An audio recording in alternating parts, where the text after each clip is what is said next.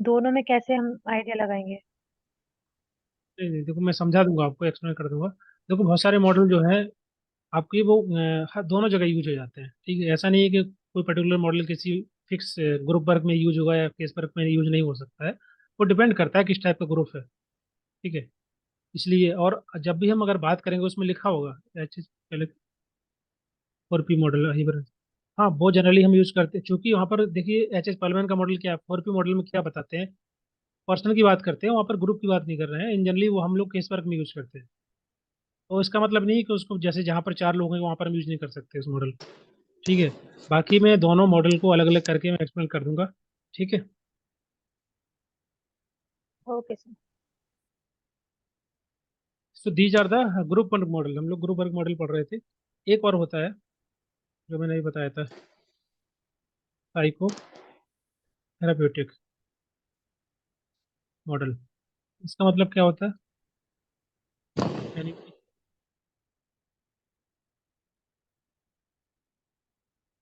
Person focused होता है, person पे ज़्यादा फोकस किया जाता है। यहाँ पर पर्सन की जो भी प्रॉब्लम है, उसकी जो फीलिंग्स है, इमोशंस है, ओके, वो जो उसको लेकर के यहाँ पर सोशल वर्कर डायरेक्टली हेल्प करेगा उसको।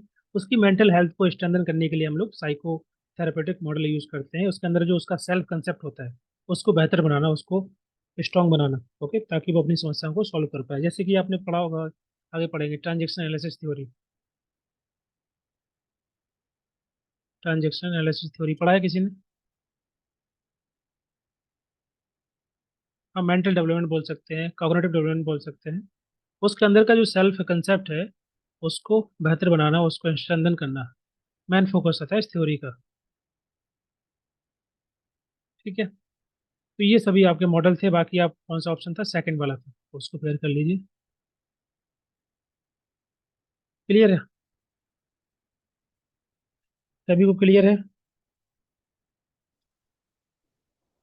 Yes sir. क्वेश्चन नंबर 5 पढ़िए, आंसर दीजिए।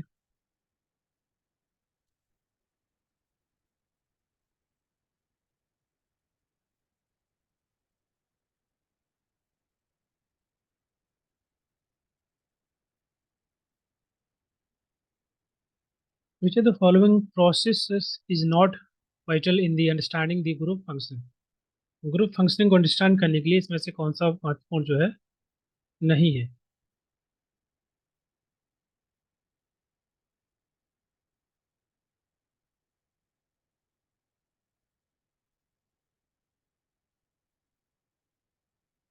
देखिए ग्रुप कॉन्फ्लिक्ट से तो जो है, ये तो आपका काउंटर प्रोडक्टिव होता है, इससे तो ग्रुप फॉर्म नहीं होगा ना।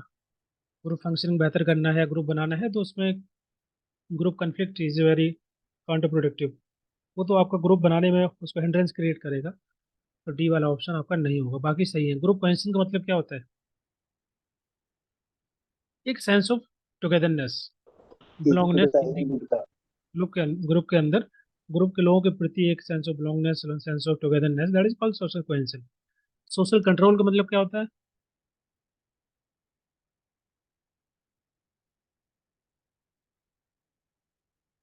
सोशल कंट्रोल सोशल कंट्रोल का मतलब होता है सर, जिसके द्वारा सोसाइटी को कंट्रोल किया जाता है। जैसे रिलीजन है, जैसे कि कल्चर है, और नॉर्म्स में रेगुलेशन है, गवर्नमेंट की ठीक पॉलिसी रूल ला ये सब। ठीक है, आई थिंक यहाँ ग्रुप कंट्रोल होगा ना। स्पेसिफिक डूज और don'ts for a group. Yes yes, that is right. यहाँ सोशल कंट्रोल ही ग्रुप कंट्रोल होगा आई थिंक, क्योंकि उसमें पूछा जा रहा है कि अंडरस्टैंडिंग द ग्रुप फंक्शन। तो आई थिंक ठीक है, बात एक ही है। अगर हम सोसाइटी की बात करेंगे तो देखिए सोशल कंट्रोल या ग्रुप कंट्रोल का मतलब होता है सिंपल, कि एक ऐसा प्रोसेस जिसके माध्यम से जो ग्रुप के अंदर या सोसाइटी के अंदर जो लोग हैं, मेंबर्स, उनके बिहेवियर को रेगुलेट करना या कंट्रोल करना, कि आपको सर क्या सही करना बताया ना है। मैंने? हाँ सही है, सही है। उसको ही बोलते हैं, ठीक है। कि आपका जब आप जिस सोसाइटी का हिस्सा होते हैं, आप उसको आपको रूल्स रेगुलेशन फॉलो करने होते हैं, क्या सही है क्या गलत है, क्या करना है क्या नहीं करना, वो सभी चीज़ें आपका सोशल कंट्रोल में आएंगी, ओके। तो लोगों के बिहेवियर को कंट्रोल रेगुलेट करना इन अ ग्रुप और in a society, in a community, that is called control. Group culture का मतलब क्या होता है? ग्रुप के जो शेयर बिलीफ होते हैं, वैल्यूज होती हैं, नॉर्म्स होती है, उसको हम ग्रुप कल्चर बोलते हैं, ठीक है। आपका डी करेक्ट हो जाएगा। नेक्स्ट क्वेश्चन, क्वेश्चन नंबर, यहाँ क्लियर है सभी को? Question number 6, 5। Yes sir. Question 6 पढ़िए, आंसर दीजिए। ये क्वेश्चन हम लोग डिस्कस किए थे, दोबारा देख लेते हैं।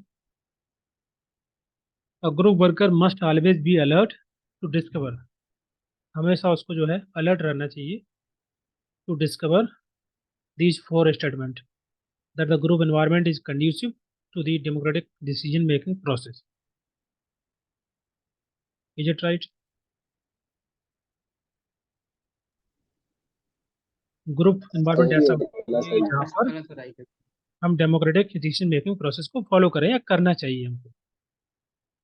तो ये तो ठीक है। दूसरा है that the group effort at a problem solving, जब ग्रुप बनाया जाता है तो ग्रुप के द्वारा जो एफर्ट किया जाता है किसी समस्या को सॉल्व करने के लिए या डिसीजन लेने के लिए, that is proving to be time consuming, बिल्कुल टाइम कंज्यूमिंग हो सकता है या कॉस्टली भी हो सकता है, without yielding a result that works. Is it right और रॉन्ग? राइट लग रहा है right sir. Sir, right right.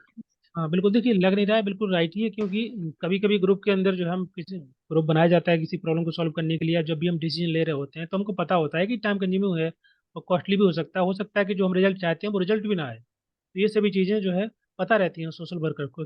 Group worker must always be alert about all these 2 things, first और सेकंड। थर्ड है आपका that not every one know how to help a group in taking a decision quickly and rationally.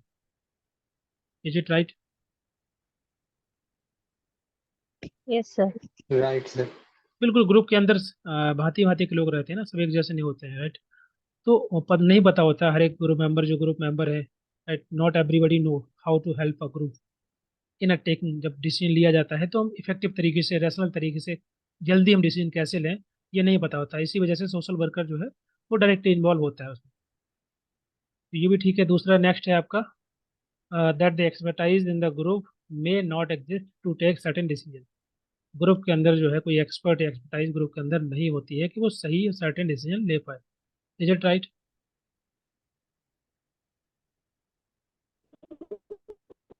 Yes sir. Hmm. जी sir, ये right. यहाँ देखो लिखा है may not, मतलब ये बोल रहा है कि हो सकता है ऐसा कि ग्रुप के अंदर कोई ना हो जो कि इतना एक्सपर्ट हो। ओके, अब इसका मतलब ये नहीं कि ग्रुप के अंदर कभी नहीं हो सकता है, कोई एक्सपर्ट हो भी सकता है। लेकिन यहाँ स्टेटमेंट बोल रहे हैं कि that the expertise in the group may not exist, हो सकता है कि ग्रुप के अंदर कोई ना हो जो कि सर्टेन डिसीजन ले पाए एज द एक्सपर्ट। तो ये भी आपका करेक्ट हो जाएगा। ठीक है। यस सर, क्वेश्चन इस तरह से फ्रेम किया है कि टू बी अलर्ट की मे भी चांसेस है कि ऐसा भी हो सकता है। हाँ, इसलिए उसने बोला कि दैट मस्ट ऑलवेज बी, एक सोशल वर्कर को must always be alert to discover these things. ठीक है। ऑल सब करेक्ट। ये सब चीज़ें ध्यान रखनी चाहिए कि ग्रुप के अंदर, जैसे ग्रुप बनाया गया है तो जरूरी नहीं ग्रुप के अंदर जितने लोग होंगे वो सही डिसीजन ले पाएंगे या कोई डिसीजन ले पाएंगे, या उनमें कोई एक्सपर्ट होगा उस चीज़ को लेकर के। ये नहीं भी हो भी सकता है। तो इसी चीज़ों को ध्यान रखना है, अलर्ट रहना है। तो आपके ऑप्शन बी वाला करेक्ट हो जाएगा। Next question, question number 7, the principle of optimum utilisation of the indigenous resources was given by. Trecker sir. कौन है? एचबी ट्रेकर होगा sir. Hmm. Okay, so what is the meaning of this term that is optimum utilisation of indigenous sir resource? शायद H Y Siddiqui. बताइए। Sir optimum utilisation of resources का मतलब होगा जो भी हमारा कम्युनिटी के आसपास जो रिसोर्सेज अवेलेबल हैं, तो उनको हाईएस्ट लेवल पर हम कैसे यूटिलाइज कर सकते हैं क्लाइंट को प्रॉफिट दिलाने में, मतलब उसको कैसे लिंक कर सकते हैं उन्हीं जो हमें हमारे पास आसपास प्रोवाइडेड है रिसोर्सेज, उनका यूज करके, ना कि हम किसी बाहर एजेंसी के थ्रू और कनेक्ट करें। ओके, बिल्कुल सही है। इसका सिंपल मतलब है कि इंडिजिनस रिसोर्स का मतलब होता है कि कम्युनिटी के पास जो रिसोर्सेस हैं, जो उनके पास स्किल्स है, जो नॉलेज है, जो एक्सपीरियंस है, या जो भी रिसोर्सेस हैं। जैसे एक कम्युनिटी के अंदर हो सकता है कि कोई डॉक्टर भी हो सकता है, कोई इंजीनियर हो सकता है, कोई टीचर हो सकता है, तो सबका अपना नॉलेज होता है, अनुभव होता है, तो सबको हम सबकी एक्सपर्टाइज को यूज़ करेंगे ग्रुप के अंदर, वो सब आपका रिसोर्स कहलाता है, वो इंडिजिनस रिसोर्स बोलते हैं। ओके, जैसे मान लीजिए स्पेस की जरूरत है तो स्कूल है, कॉलेज है, वो जगह खाली होगी तो वो हम स्पेस यूज कर सकते हैं, वो भी रिसोर्स हो जाएगा। कुछ लोग काफ़ी एक्सपर्ट होंगे डिफरेंट चीज़ों में, हम उनके नॉलेज का यूज़ कर सकते हैं, तो वो भी आपका इंडिजिनस रिसोर्स हो जाएगा। तो बेसिकली ग्रुप के अंदर जो है उनकी प्रॉब्लम सॉल्व करने के लिए ये सभी चीज़ें जो है कम्युनिटी के अंदर होती है, उनको हम बेस्ट तरीके से यूटिलाइज कर सकते हैं, ठीक है, कम्युनिटी को स्ट्रेंथन करने के लिए, एम्पावर करने के लिए। तो क्या आंसर होगा ये? Is it H Y Siddiqui और H B Trecker? Sir H Y Siddiqui होगा सर, इसका एच वाई ट्रैकर ने तो अलग डेफिनेशन दी थी कुछ। I think option number sir first. Tracker भी लगता है, क्योंकि सर इन्होंने जो 10 प्रिंसिपल बताए थे ग्रुप डेवलपमेंट के, उसमें सर यूटिलाइजेशन का भी था। सर तो इंडिजिनस यूटिलाइजेशन का है, इसलिए एच वाई सिद्दीकी ने भी दिया है ना। एक minute, I think let me check this one.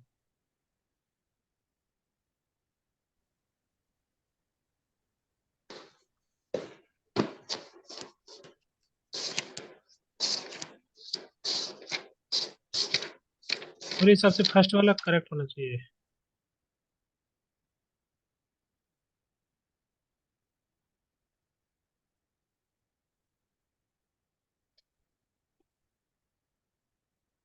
Anybody can check.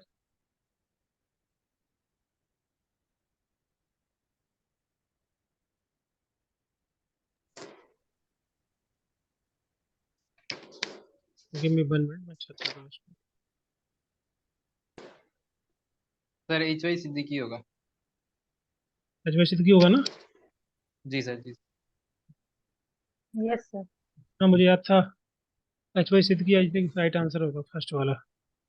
I think ये पूरा लिस्ट मैंने दिया होगा नोट्स में, एक बार देख लेना, मुझे अचानक से याद नहीं आया, तो मुझे लगा शायद ये हो सकता है, ये विल बी राइट आंसर। ठीक है, एच वाई सिद्दीकी ही होगा। नेक्स्ट क्वेश्चन, क्वेश्चन नंबर, इसको याद कर लेना, आपका फर्स्ट वाला है, गलती मत कर देना, एच वाई सिद्दीकी होगा। Question number 8, which the following statement are correct referral?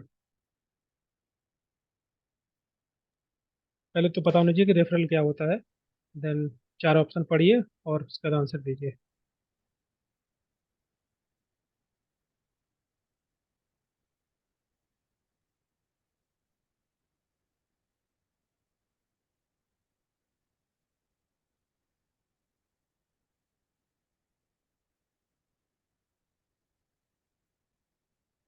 Refer is the concept used in social casework to refer a client to the other professional.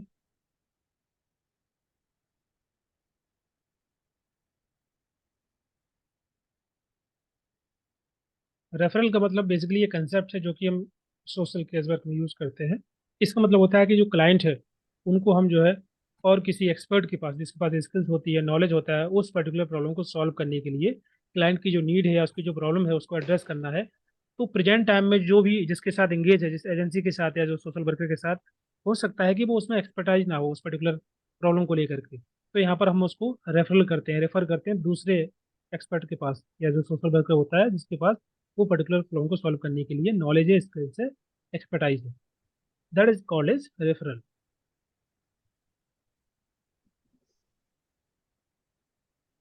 तो क्या आंसर होगा? ऑप्शन नहीं होगा सर। ये मतलब ऑल सी एबीसी होगा। Correct. All correct है? Yes sir. Yes sir. Let me check. Referral is the concept used in social case work refer to the, ठीक है, that exhibit incompetency of one part of social worker, particularly its knowledge and skill.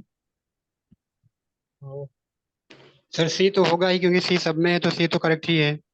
हाँ, C, positive and negative feelings are involve in the referral process and in genuine cases of referral consent of the individual is not imperative. Is it right or wrong?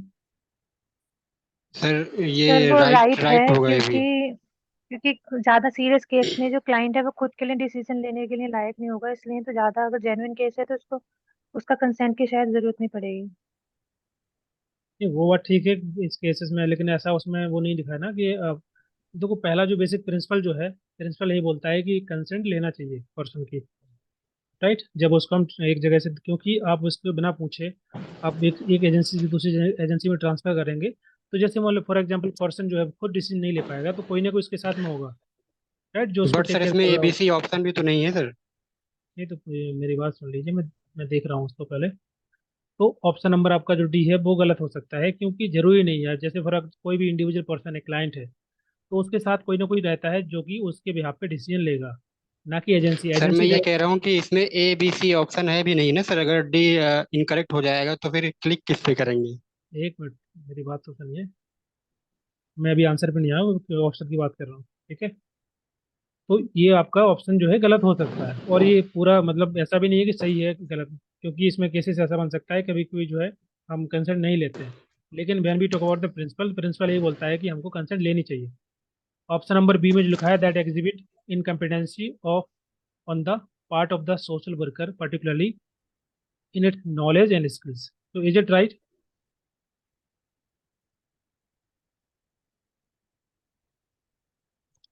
Sir B तो right लग रहा है sir.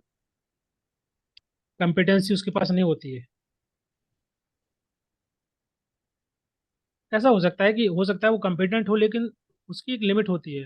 हो सकता है वो उससे ज़्यादा जा करके उसकी हेल्प नहीं कर पा रहा हो, उतना अवेयर ना हो। उस टाइप में स्किल का कुछ इशू हो सकता है। मेडिकेशंस के टाइम पे हम लोग प्रेस्क्राइब नहीं कर सकते, ऐसा भी हो सकता है लिमिटेशंस होती हैं, राइट? काउंसलिंग के केसेस में। लिमिटेशंस हो सकती हैं, but may be incompetency I think नहीं होगा, कि सी इसका जो आंसर दिया हुआ है आंसर की में, वो उन्होंने ए और सी को जो है ए और सी को करेक्ट माना है। ठीक है, ये दो, और इसको डी गलत है आपका, और बी वाला गलत है।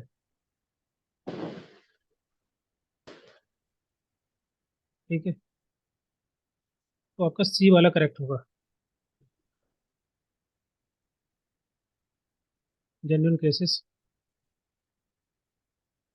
अब यही है, तो क्या आंसर होगा इसका? सर ऐसा भी तो हो सकता है कि जो सोशल वर्कर है उसका किसी एक फील्ड में एक्सपर्टीज नहीं है, ओके, नॉलेज नहीं है, तो वो दूसरे किसी के पास भेज रहा है क्योंकि उसके पास उस फील्ड में कॉम्पिटेंसी नहीं है। यस यस यस, बिल्कुल सही है। ठीक है, आई थिंक ये यस आपका सर। बी बी वाला गलत ही है, क्योंकि हम रेफर तभी करते हैं जब पर्टिकुलर नॉलेज हमको नहीं होता उस प्रॉब्लम को लेकर के, then we just transfer refer to someone those who have the skills और knowledge on that particular area of problems. Right, तो आपका बी वाला जो है गलत हो जाएगा। तो ये आपका सी वाला करेक्ट होगा, ए और सी। सर पर इस सेंटेंस का पर्टिकुलरली मीनिंग क्या है, मतलब बी वाले और का? बी वाले का वो मतलब लिखा इन है exhibits incompetency in the part of social, तो ये स्टेटमेंट है रेफरल का, दिखा रहा है कि रेफरल इंसान तभी करेगा जब उसके पास वो स्किल या फिर वो चीज नहीं है, तो वो दूसरे के पास रेफर रेफर करेगा। हाँ, यस राइट। यस। तो सेकंड ऑप्शन में भी इन्होंने यही चीज बोली है कि ये चीज हमें ये शो कर रही है कि इनकम्पिटेंसी दिखा रही है, रेफरल करना सोशल वर्कर की इनकम्पिटेंसी दिखा रहा है उसके स्किल के फील्ड में, नॉलेज के फील्ड में, तो ये तो आई थिंक करेक्ट होगा। That exhibit yes sir, incompetency. ये करेक्ट होना चाहिए। हाँ, वही तो सोच रहा हूँ। That exhibit incompetency on the part of social worker particularly it's knowledge and skill, भी करेक्ट होगा। लेकिन यार ये आंसर बी में इन्होंने ए और सी दिया हुआ है, बी गलत दिखा रहे हैं। आप लोगों ने आंसर की देखा था इसका? किसी को याद हो अगर क्वेश्चन आपने अटेम्प्ट किया होगा? ये ऑप्शन सही है, ये आपका ये ऑप्शन सही है ना? गलत नहीं है ए और सर बी। समटाइम ऐसा हो सर सकता आंसर है की में सर, हो सकता सर है ऐसा कि हो सकता है, नहीं ऐसा हो सकता है इसमें कि ऑप्शन ए बी एंड सही हो, ये तीनों सही हो पर डी नहीं हो, पर ए बी सी वाला ऑप्शन कोई नहीं है, तो इसने ए सी को करेक्ट माना है। ठीक है, देखो, बी बी यस, इसका ऑप्शन नहीं है इसलिए करेक्ट माना। सर आंसर की में यस जो सर। दिया गया है सर उसी को करेक्ट मान के चलते हैं इसमें। नहीं सर मैं समझ गई, इसमें ये इशू हुआ है कि हम पहला वाला टिक नहीं कर सकते क्योंकि शायद आपने बताया कि डी गलत है। सर एक्चुअली तो डी बचा से था ए रॉन्ग बी सी। आंसर। नहीं, एक मिनट डी से इसमें रॉन्ग आंसर। सो एक, rest of D you have to take A and C. C yes yes, या क्योंकि इसलिए ए उन्होंने सी है, इसमें बी है नहीं, तो इससे ए सी ही करेक्ट होगा क्योंकि हमें चूज तो करना है ना आंसर। यस यस यस, तो उसके आधार पर उन्होंने सी अगर सर वाला। डी गलत होगा तो ए से ही बचेगा, है ना? हाँ हाँ, yes yes. Following eliminating yes. Strategies. तो if you take the elimination method, then आपको ऑप्शन नंबर सी लगाना होगा। ए और सी जो है करेक्ट है। ओके, यही सब चीजें हैं, इतना हम लोग डिस्कस कर रहे हैं, एग्जाम में इतना टाइम नहीं होता है, तो उस समय स्टूडेंट को बहुत डिफिकल्ट लगता है क्वेश्चन को सॉल्व करना।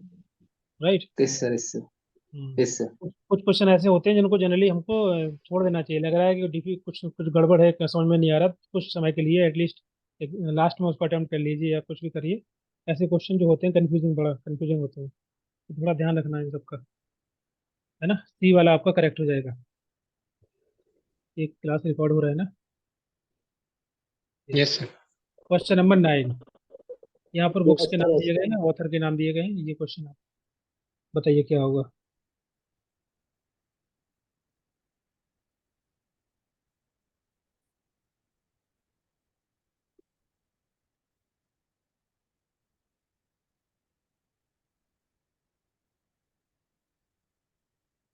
अभी फैक्ट बेस्ड क्वेश्चन है, इसमें आपको याद होना चाहिए, और थोड़ा बहुत एलिमिनेशन मेथड यूज हो जाएगा अगर आपको एक दो के बारे में पता है, बुक्स के बारे में। ये है बस। Sir, D it related to second Mary Richmond. So option B yes, will be right. Yes, That's that is true. The B is related to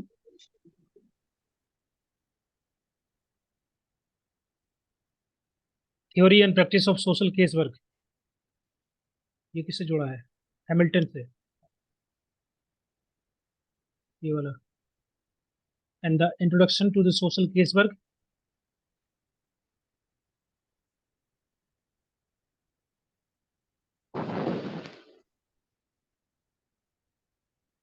और is social case work introduction description. ये आपका second के साथ management के साथ pair होगा।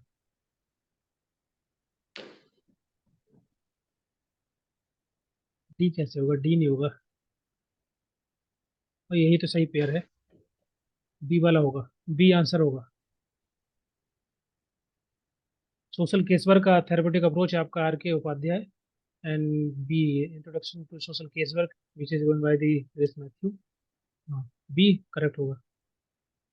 Sir an introduction to social case work, ये sir Mary Richmond से रिलेटेड है, मुझे ऐसा लग रहा है सर।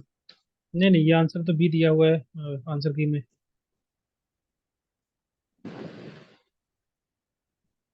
मुझे डी लग रहा है इसमें sir.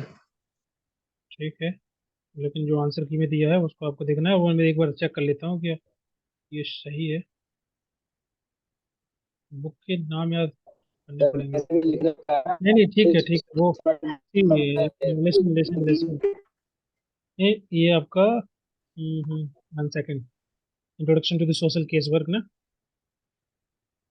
B will pair with the, सही है, ये सही है.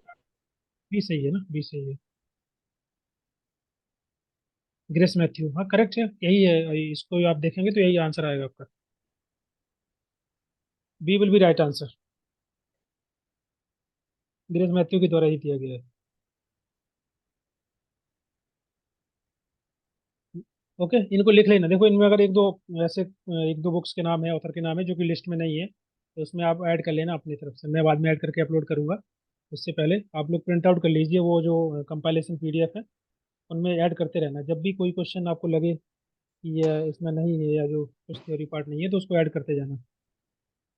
ठीक है, B will be right answer. Question number 10, इसको पढ़िए, आंसर दीजिए किस बस रिकॉर्डिंग के बारे में है।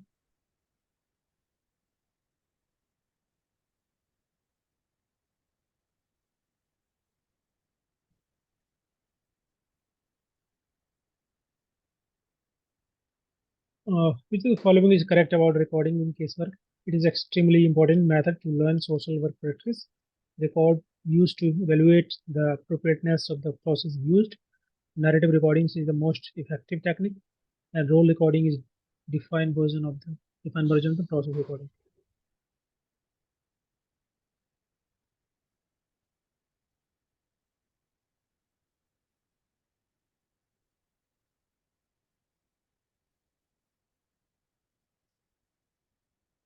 देखो ऑप्शन नंबर डी सही है, गलत है।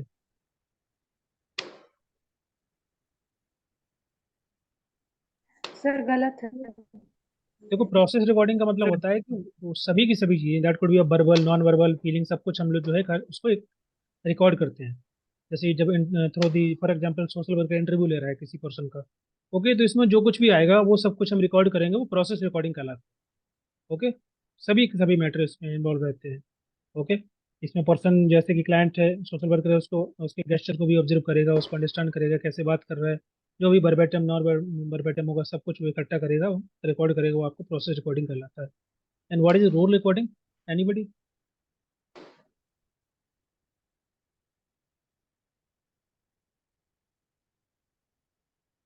बताइए, what is a role recording? Sir जैसा वो होता है वैसा ही लिखना। Then what is the non verbatim recording, verbatim recording? भाषा में लिखना, जो क्लाइंट की लैंग्वेज है उसी लैंग्वेज में लिखना है। फिर There are नेक्स्ट four और type of recording. recording in social case work we use. The first one is process recording. Second, मतलब देखो फोर का मतलब ऐसा नहीं कि चार ही हम यूज कर सकते हैं, बहुत सारी रिकॉर्डिंग्स होती हैं। इन जनरली जो हम लोग पढ़ते हैं वो चार है, और भी कई प्रकार का जो देखिए, रिकॉर्डिंग का मतलब है आप हम जो रिकॉर्डिंग सभी। Summary recording. Third one that is verbatim recording. One that is the non verbatim, as from narrative recording. Please mute कर लीजिए, आपका वॉइस क्लियर नहीं आता है, प्लीज म्यूट करिए।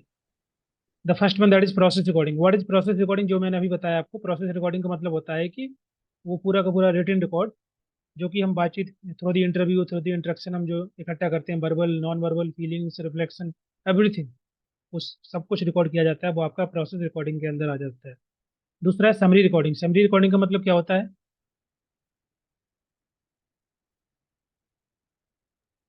किसी चीज का जिस्ट रिकॉर्ड करना, मतलब पूरा, यस। अगर, हाँ। जैसे मान लीजिए कोई भी केस है, सोशल केस वर्क के माध्यम से अगर बात करें, तो मान लीजिए कोई केस है, वो 4 मंथ का केस है, तो समरी रिकॉर्डिंग में हम क्या करेंगे, वीक वाइज, जैसे एक वीक का एक समरी बना लेंगे, उसके बाद सेकंड वीक का एक समरी बना लेंगे, थर्ड वीक का एक समरी बना लेंगे। इस प्रकार से उस समरी जो है पूरे वीक का रहेगा, उसमें पूरा का पूरा डिटेल नहीं रहेगा, वो पूरे वीक का एक समरी बना करके रखेंगे, उसको हम समरी रिकॉर्डिंग बोलते हैं। ताकि आगे, जैसे मान लीजिए बहन you in the fourth phase, 4th week में है, तो बाकी के 3 वीक का डेटा आप पूरा नहीं पढ़ेंगे ना, जो समरी होगी तीनों वर्क की, वो एक बार देख करके आप समझ जाएंगे कि किस स्टेज के अंदर आप हैं और क्या क्या इम्प्रूवमेंट लाना है, क्या क्या चेंजेस करना है उस प्रोसेस के अंदर। ये सोशल केस वर्कर जो है समरी रिकॉर्डिंग करता है, ताकि उसको डायरेक्शन मिल जाए आगे के लिए। ओके, जैसे कि मान लीजिए कोई केस लंबा चल रहा है, 6 महीने का केस चल रहा है, तो उसने अगर समरी रिकॉर्डिंग नहीं होगी तो कैसे केस को हैंडल करेगा? कुछ ना कुछ चाहिए उसको समरी के रूप में, ताकि वो समझ पाए, अंडरस्टैंड कर पाए स्टेज को, क्या क्या इंप्रूवमेंट हुआ है पर्सन के प्रॉब्लम को लेकर के। ठीक है, that is summary recording. Next है आपका verbatim. What is the meaning of verbatim recording?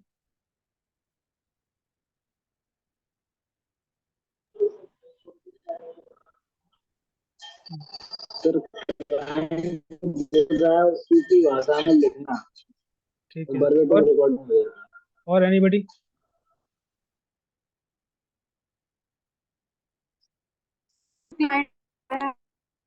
ऐसा सेम टू सेम लिखना। जैसे क्लाइंट ने बोला है वैसे कैप्चर करना। Hmm. Yes sir, yes sir. तो वर्बेटिम रिकॉर्डिंग का मतलब capture the exact word the client use to describe their situation. जैसे क्लाइंट ने अपनी सिचुएशन, अपनी प्रॉब्लम को लेकर के जो कुछ बोला हुआ है, उसी रूप में, एग्जैक्ट वर्ड के रूप में उसको कैप्चर करना वर्बेटिम रिकॉर्डिंग कहलाता है। दूसरा होता है, नेक्स्ट होता है नॉन वर्बेटिम। नॉन वर्बेटिम का मतलब क्या होता है? क्लाइंट बोल रहा है उसको अपने शब्दों में लिखना। ओके, जैसे फॉर एग्जाम्पल?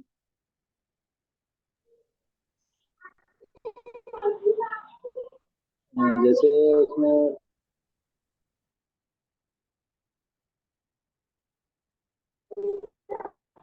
जैसे उसने कहा मुझे दवा दो, तो डॉक्टर लिखेगा मेडिसिन करके लिखेगा, टैबलेट करके लिखेगा। जैसे फॉर एग्जाम्पल अगर हम बात करें, जैसे आप कोई पर्सन किसी का इंटरव्यू ले रहा है, तो उसने एक रिकॉर्डिंग कर लिया, फॉर एग्जाम्पल वीडियो रिकॉर्डिंग की या ऑडियो रिकॉर्डिंग की, उसके बाद जो कुछ उसने उसमें इंफॉर्मेशन मिली उसको क्लाइंट के बारे में, तो उसके पूरा सेम टू सेम लिख दिया, तो उसको हम बोलेंगे वर्बेटिम। अब नॉन वर्बेटिम का मतलब होता है कि उसने उसको सुना, वीडियो को, ऑडियो को सुना, उसके बाद उसने अपनी भाषा में, जैसे कि हम जनरली डायरी लिखते हैं या जो अपना दिन की दिनचर्या लिखते हैं, मैगजीन या न्यूज पेपर की जो भाषा होती है, वो आपकी कहलाती है नॉन वर्बेटिम रिकॉर्डिंग, जिसको हम नैरेटिव रिकॉर्डिंग बोलते हैं। ओके, जैसे हम जनरली लिखते हैं, राइट, कोई लेटर लिख रहे होते हैं, कुछ लिख रहे होते हैं, डायरी लिख रहे होते हैं, उस रूप में लिख लेना, ताकि वो समझ में आए, रीडेबल हो, दैट कैन बी। समझ में आ रहा है? सर तब तो जो नॉन वर्बेटिम रिकॉर्डिंग है वो वाला तो थोड़ा समरी रिकॉर्डिंग टाइप में हो जाएगा, क्योंकि जो हम सुन रहे हैं वो तो एग्जैक्टली नहीं लिख पाएंगे। देखिए समरी रिकॉर्डिंग का मतलब यहाँ पर अलग है। वो समरी नॉन नॉन जी आपका जो नैरेटिव रिकॉर्डिंग का मतलब होता है, जैसे कि मान लीजिए आप आपने वीडियो सुना या वीडियो देखा और ऑडियो सुना, तो जो चीज़ आपने अपनी भाषा में लिखी, जरूरी नहीं कि आप समरी ही हो, लेकिन वो सभी की सभी चीज़ें आप अपनी भाषा में लिख रहे हैं, कन्वर्ट करके लिख रहे हैं, वो आपका नॉन वर्बेटम में आएगा। समरी का मतलब होता है कि जैसे मान कोई भी केस 1 महीने चला, तो आप एक एक वीक का पूरा इन्फॉर्मेशन होगा, जो रिकॉर्डिंग्स होगा, उसको समराइज करके लिख लेते हैं समझने के लिए। ओके, जैसे आप पूरा का पूरा रिपोर्ट तो नहीं पढ़ेंगे, आप 2 महीने 2 हफ्ते बाद पढ़ भी नहीं पाएंगे, तो आप क्या करेंगे, उस वीक का पूरा समरी जो होगा 1 पेज में 2 पेज में, उसको पढ़ लेंगे। ओके, वो आपका सिंपल समरी रिकॉर्डिंग कहलाएगा। ठीक है। अब नॉन वर्बेटम में कई प्रकार से हो सकता है ना, कि हो सकता है कम हम लिखें, जैसे मान लीजिए 2 पेज की इन्फॉर्मेशन है, उसको हम 10 लाइन में एक पैराग्राफ लिख सकते हैं, तो वो समरी कहलाएगी। हो सकता है हम पूरा डिटेल में ही लिखें, लेकिन एग्जाम्पल अपनी ये भाषा में। चलेगा ना। पहले मुझे कंप्लीट करने दो। हो सकता है कि वो उतना पूरा जितने भी रिकॉर्डिंग है उसको अपनी भाषा में लिख रहे हैं, लेकिन पूरा लिख रहे हैं, तो वो समरी नहीं होगी फिर। हम्म? जी सर। जैसे फॉर एग्जाम्पल न्यूज पेपर में क्या होता है, जो रिपोर्टर होता है वो किसी पर्सन को सुनता है, सुन के अपनी भाषा में बोलता है, तो कभी कभी क्या क्या जितना पर्सन बोलता है उससे ज़्यादा बोल देता है न्यूज पेपर वाला या जो रिपोर्टर होता है। ऐसा होता है ना कि कभी कभी आप रिपोर्टर ने कुछ पूछा किसी पर्सन से, और उसने अपनी भाषा में बताया, किसी को पूरा डिटेल में बता दिया, उससे भी ज़्यादा बोला, तो वो समरी नहीं हुई फिर। ठीक है, समझ में आ रहा है? सर थोड़ा कंफ्यूजन है सर, ये वर्बेटिम नॉन वर्बेटिम। नहीं देखो, कन्फ्यूजन कुछ नहीं है, सिंपल देखो, वर्बेटिम का मतलब होता है कि जैसे फॉर एग्जाम्पल मैं जो कुछ बोल रहा हूँ, ठीक है, आपने वैसे वैसे लिख लिया कि सर ने ये बोला है, वो आपका वर्बेटिम रिकॉर्डिंग कहलाएगा। नॉन वर्बेटिम मतलब जैसे मैं कुछ बोल रहा हूँ, आपने उसको समझा, फिर आपने अपनी भाषा में उसको लिख लिया, वो नॉन वर्बेटिम रिकॉर्डिंग हो गया। उसको हम नैरेटिव रिकॉर्डिंग, नैरेटिव मतलब होता है कि आप अपने हिसाब से नरेट कर रहे हैं। ओके, एक ही सेंटेंस, जो मैंने बोला सेंटेंस, उसको आपने चेंज किया, अपने हिसाब से समझा और अपने हिसाब से उसको लिखा, उसको बोलेंगे नैरेटिव या non verbatim recording.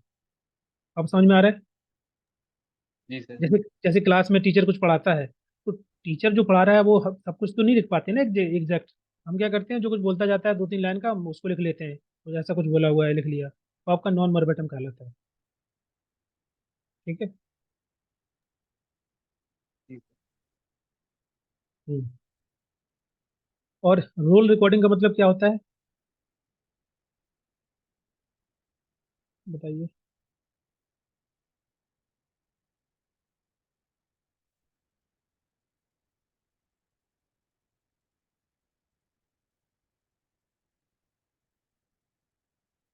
Anybody? Sir उसमें क्लाइंट की किस प्रकार की एक्टिविटी है, क्या प्रॉब्लम है, उसी के प्रॉपर, आपकी जैसे जो आवाज़ आपकी आवाज़ किस ब्रेक प्रकार की होकर के आती है। कोई बीमारी है, जैसे टाइप 1। और एनीबडी?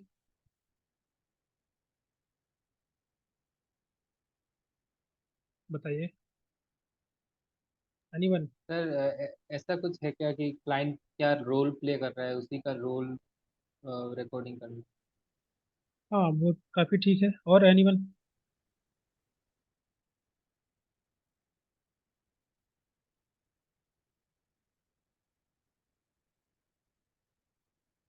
रोल मतलब इंडिविजुअल क्या प्रॉब्लम है, इतने सारे क्लास में लोग हैं, 14%। बताइए, वैसे भी जो आपके मन में आ रहा हो, जो आपको समझ में आ रहा हो, बता सकते हैं।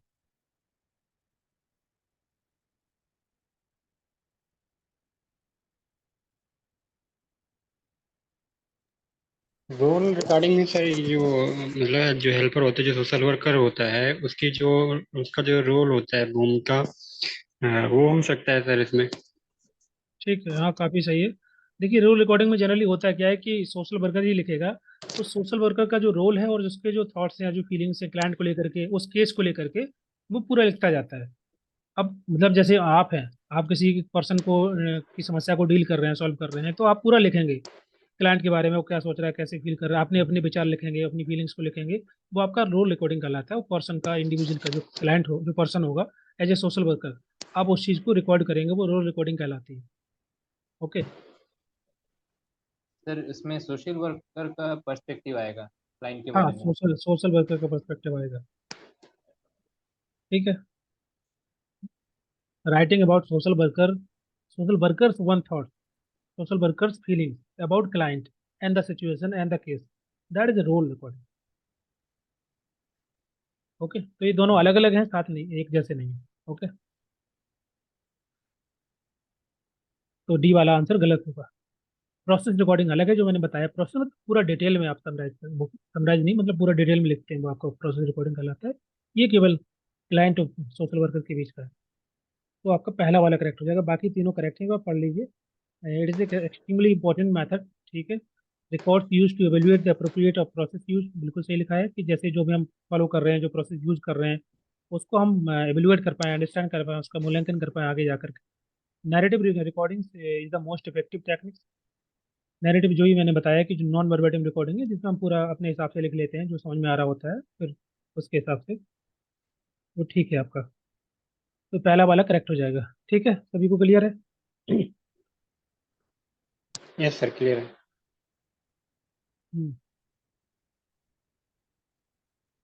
ओके, तो ओके दे, ये आपके 10 क्वेश्चन थे इस जो जून का जो एग्जाम हुआ था।